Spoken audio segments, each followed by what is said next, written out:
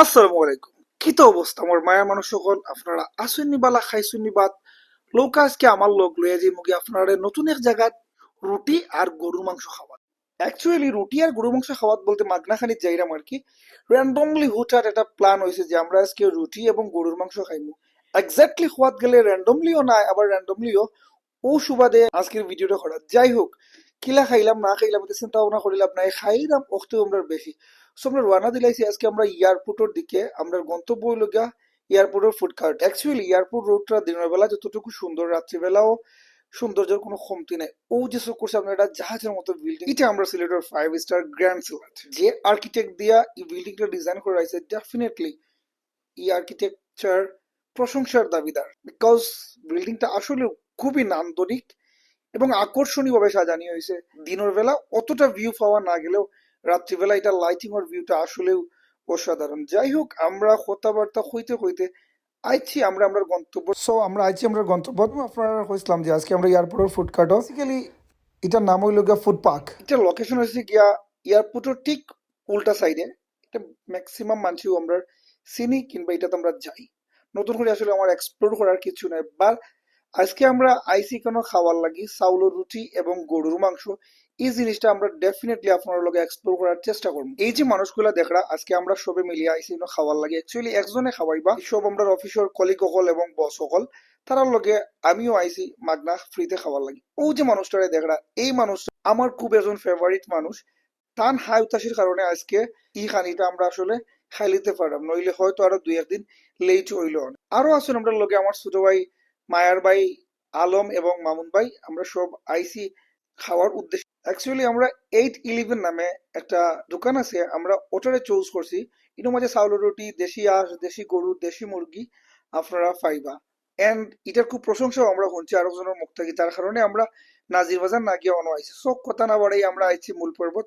ও দেখতে পারা আইছি আমরা খানি গরুর মাংস। গরুর মাংসের কালারটা মাশ আল্লাহ প্রশংসার দাবিদার, এবং গ্রানটা যে স্মেলটা বার হয়েছিল আনার লগে লগে, বিলিভ মি পাগল হয়ে যাবার মতো কত মজার একটা গ্রান বার হয়েছিল। অ্যাকচুয়ালি মুখও দেওয়ার পরে বুঝতে পারবো এটা গ্রানের লগে স্বাদর তারতম্য কতটুকু আছে। সো আমরা রুটি রাখার লাগি প্লেট গুলা যে যার মতো করে টানিয়া নিলাম। কি আমি বেশি সময় রিক্স না লইয়া আমি আমার প্লেটের মাঝে রুটি লইলিছি, লইয়া একটু জুলের মাঝে সুবানি মারিয়া বিসমিল্লাহ হইয়াও মুখের মাঝে দিলাইছি।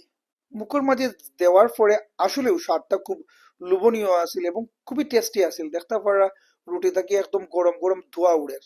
আমি ভাই হইলাম কি একদম খাবার প্রিয় মানুষ, আমার আসলে খাইতে খুব ভাল লাগে।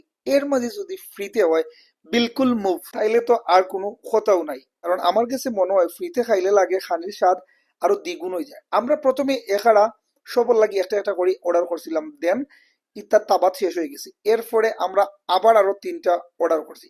আমরা টোটাল 7 জন মানুষ গেছিলাম এর মাঝে খাওয়ার লাগি।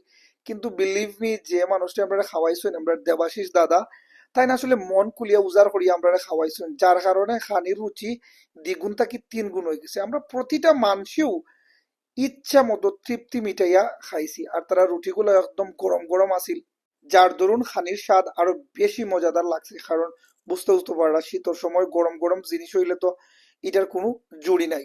বাট সব থেকে হাস্যকর বিষয়টা হইলো গিয়া যে ভাই আমরা সার্ভ করছেন খানিকগুলা, তাই না আসলে হইতে গেলে বিরক্ত হয়ে গেছেন আমরা উপরে। বিকজ তাই 20টা করে রুটি আনি আমরা দেওয়া শুরু করছিলা। এখন দেখা গেছে যে 20টা রুটি আনিয়ে রাখা মাত্র থাবাত নাই হয়ে যায়। আমরা জাস্ট খালি কইছি যে খাইতাম পারমু কিনা, কিন্তু আসলে আমরা সবই খাইতাম পারছি। ও যে আমার মামা দেখরা, তাই নর্মালি খুব একটা খানিত বালা নাই, বাট আজকে জিদ মিটাইবার লাগি তাইনু 16টা না 17টা রুটি খাই ফেলাইছেন একলা। তাই দেখিয়া লাগে হয়তো তাই কয়েক বছরের মাঝে খাইছেন। আসলে তাই ওলাও কিন্তু খানের রুচি মাশাল্লাহ বহুত ভালা। আমরা অলরেডি 80টা রুটি খাইলিছিলাম এবং লাস্টে আরো 20টা রুটি আনা হইছে, যেহেতু আমরা 100টা টার্গেট করে রাখছিলাম। এবং আলহামদুলিল্লাহ আল্লাহর রহমতে আমরা 100টাও খাইতাম পারছি। আমার ভাই আলম বিছানা খাইতে হইতে পারে না, না খাইয়া দেখলানি তার অবস্থাটা সবসময় খানির দুর্বল। আমার ভাইটা বেশি নাই মাত্র 30টা রুটি খাইছে, লেম্বু টেম্বু সিফিয়া মনো স্বাদ মিটে আখার। ওই লাগি আমার ম্যানেজার ভাইও মাসাল্লাহ খুব খাইছেন।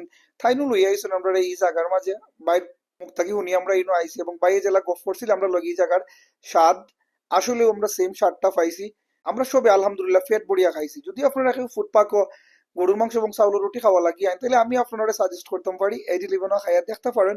অন্যান্য আরো দুই এক জায়গাতে আমরা খাইছি অন্য মাঝে ফুড পার্কও মাঝে, কিন্তু আমরা এগুলা টেস্ট পাইছি না। তারার খানির টেস্ট যেগুলা দুর্দান্ত আছিল, তারার ওলা কোয়ান্টিটিটাও খুব বেশি আছিল। অনেকগুলা মাংসর পিস আমরা প্রতিটা বাটির মাঝে দিছই। সো আমরা খানিটা খুব ভালো হয়েছে আলহামদুলিল্লাহ। আল্লাহ যে যে নিয়তে খাওয়াইছেন আমরা দেবাসী তার নিয়তটা আল্লাহ পূরণ করুক। দেখা হইব নেক্সট কোনো ভিডিও। আসসালামু আলাইকুম।